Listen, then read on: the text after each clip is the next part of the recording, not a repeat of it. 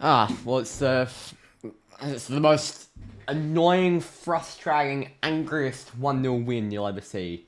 Sociedad 0, Man United 1. Come on, get in, Sue.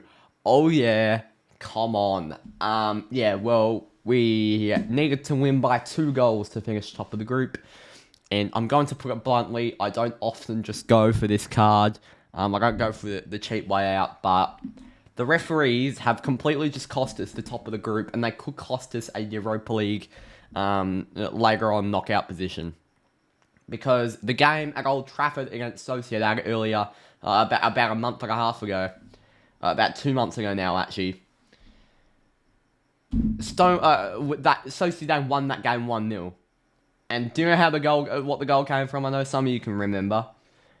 I mean, such a bad penalty call. It was embarrassing. They called a penalty for Sociedad. They scored, and it was just. I still can't bring myself to words how bad that penalty call was. And in the end, that has been what has cost us top of the group. And I know we're still qualified, but top of the group means so much in something like this because we'll now have to play a Barcelona, an Ajax, a Juventus, a Sporting Lisbon, like a Bayern Leverkusen, a Shakhtar Donetsk. It's just going to be a really, really tough ask from here. So yeah, I'm not looking forward to it. I'm not looking forward to it. We've got an extra couple games in January now. If we finish top, we'd be playing in February in the Europa League next. Now it's January.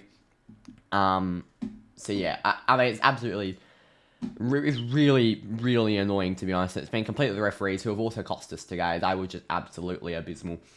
Okay, let's get into this. I'm gonna give David De Gea a 7. I thought to be honest, De Gea is close to an 8. Do I give? The thing is with De Gea, I'm not gonna give him an 8.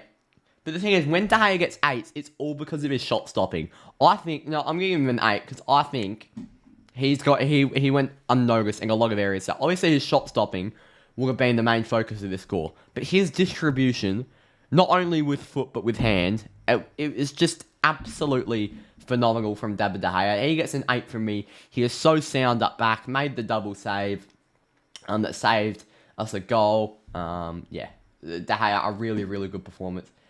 Dallo, I'm going to give a 7. I think it's probably. I'd probably give a 6.5 to be honest. 6.4 is fine. I'll round. The thing I'm gonna give some other players a 7, so I'm gonna give Dalot a 6. I'm gonna give Dalot a 6 because I'm gonna try up the standards for players like Dalot who have improved out of sight this season. They have been absolutely ridiculously good. Diogo Dalot, and yeah, I think he just gets a 6. He's still picked up the high press well. The high press still worked in some areas for Man United. He was still good in the air, still good physically, but not a regular Diogo Dalot performance that would just astound me. But he still did his job. Lindelof's a definite 6. Again, did a job, kept a clean sheet with Martinez. He's a 6. Martinez for me gets an 8 with De Gea. I mean, he's just such a warrior. He crunched a player after the Garnacho's challenge later on in the game, and that's what really sparked all the argy-bargy between Sociedad and United. Yeah, he just dictates our team, and we didn't win in the end, but I love what he brings to big games like that. Luke Shaw, congratulate. Really? Fucking hell. Alright, 6.4 for the fans. Luke Shaw's an 8 and my man of the match. I'm not sure if I was blind today, but Luke Shaw was superb. I think he played Delot's role. How Delot's been playing really, really well today, but on the left, he was picking up the high press in the air. His physicality with his defense is really good. Whipped in a lot of crosses towards the end that was so close to hitting the head of one of Maguire or Ronaldo. Maguire came on a striker with Ronaldo. How ridiculous is that? I think he actually hit Bruno's head a few times, but Bruno's just not very good in the air. So, yeah, I'm going to give Shaw an 8. Hopefully, he had a great game, Luke Shaw, offensively and defensively. Casemiro, he probably gets a 7 from me. Casemiro gets a 7. First half, I thought was pretty average from Casemiro, but he stepped it up in the second half, much better on the ball. He didn't actually guard the back four as well in the second half. Now that I think about it, I'll go 6. He let the few too many balls through to the back four, but yeah, it wasn't like a vintage Casemiro performance, but I thought he put in a shift. Eriksen, to be honest, yeah, I was going to say the same thing. I thought I was blind, so I gave him a 6, but no, Eriksen gets a 5. Yeah, well, look, every player has bad games. That's Eriksen's first bad game for Manchester United. Didn't have any midfield maestroness about him, didn't dictate it whatsoever when we needed a dictator. Like, if we're moving Bruno Fernandes to the wing, which I personally thought was the right decision, I thought team selection was perfect today, we have to have a maestro in the midfield dictating it, and Christian Eriksen just wasn't that. Yeah, he gets a 5 from me. Donny, I'll give a 6. That's a bit harsh. Donny van de Beek was never in the team to dictate the midfield like Eriksen was. These two players have different roles. Eriksen was there to dictate it, ping balls around. Donny van de Beek is there to take a few touches, put the quick pass on, then run forward and keep on moving the ball like that. And I thought he did that pretty well today, Donny. Not an elite Donny van de Beek standard, but I hope he can continue to get more chances. Bruno, for me, I like playing him on the right wing, but he gets a 5, to be honest. Yeah, I mean, our entire midfield and front half was ain't getting high scores, except for these two right here, Garnacho and Ronaldo. Yeah, average from Bruno. The thing is, why we like him on the right wing so much, and why he's so good on the right wing sometimes for Portugal and very occasionally United, is his crossing ability is like nothing else. Like, Antony doesn't have it on the right wing. When we play Sancho on the right, he doesn't have it. We don't play Rashford on the right. We don't play Garnacho on the right. Dalot has it. Dalot has Bruno's crossing ability. It must just be a Portuguese thing. But yeah, I thought it was going to work out today, and we needed someone who could whip balls in the box like that. And to be honest, I think Eriksen sort of let us down when it came to... in hindsight, I would have had Bruno playing in the midfield to cover up for Eriksen's poor game. But yeah, I think it was the right decision at the start. Garnacho, for me, man of the match was either Martinez, Garnacho, or Shaw. I'm going to give Garnacho a 7. I'm going to give Garnacho a 7. I mean, his energy levels are just astounding. He obviously scored the phenomenal goal from the phenomenal Ronaldo assist, and his finish was great. So good to see Garnacho on the board and Manchester United senior shirt. I just get a feeling he's going to become my favourite player one day. He just seems so likeable, and I hope he can become a legend for this club. You just get those vibes, and touch wood, just turn out to be a flop. There's something feels different about this guy. Yeah, Garnacho, his energy levels were phenomenal.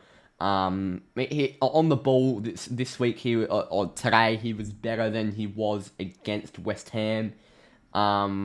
Obviously, his goal was phenomenal. He had another good chance a few minutes later that he probably could have put away. He did all the hard work, just put it over the bar. But good game from Garnacho. He gets a 7. And Ronaldo also gets a 7 from me. I think...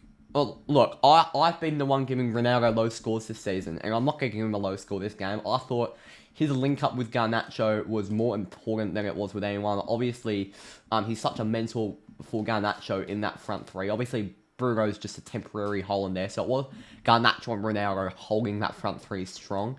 And I think Ronaldo obviously didn't score a goal, but obviously his assist was lovely to Garnacho. He's such a mentor out there and a leader for Alejandro Garnacho, and that's just what we needed out there. Like, I don't think we could have played Rashford up top. He's not a good enough striker, and he's not someone who can really mentor Garnacho as well as Ronaldo can.